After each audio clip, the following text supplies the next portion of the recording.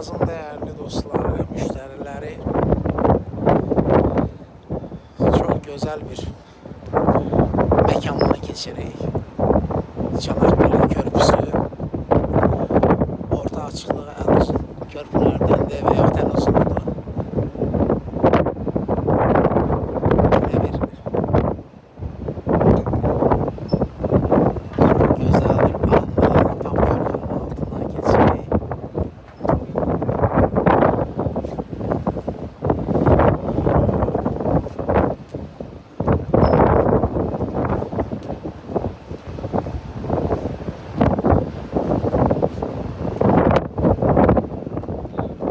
Seyahatinizi unutulmaz etmek istəyirsinizsə, həqiqətən verdiyiniz pulun doğru qarşılığını almaq istəyirsinizsə, onda bizə müraciət edin. Sadəcə qiymətinə fokuslanmaq doğru deyil. Düzdür, istiqamət, gəminin keyfiyyəti nələr təqdim eləyir, onların hamısı əhəmiyyətlidir. Belki de ömürde bir defa hayata geçeceği olan turist seyahatini doğru adresten elde edin.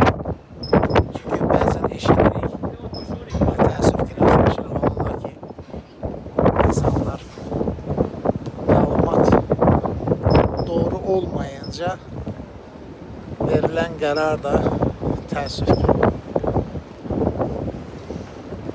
səhv olur. Çanakkale Körpüsü. Həddən artıq çox uzun bir körpüdür.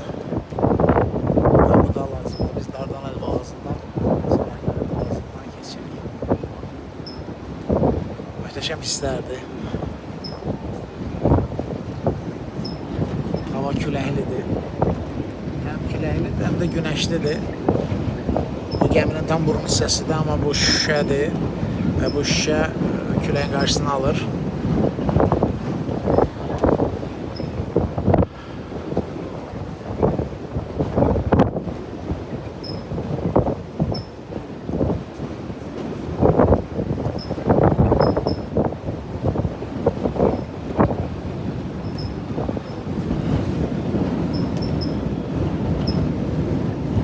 Həyatda nə qədər xoşbəxt anlarımız çox olsa, o zaman doğrudan da həm özümüzə, həm yaxınlarımıza bəxş edə biləcəyimiz, ötürə biləcəyimiz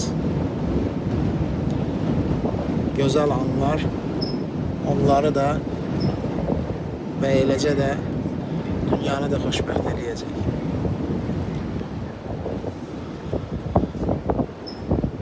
Explora 1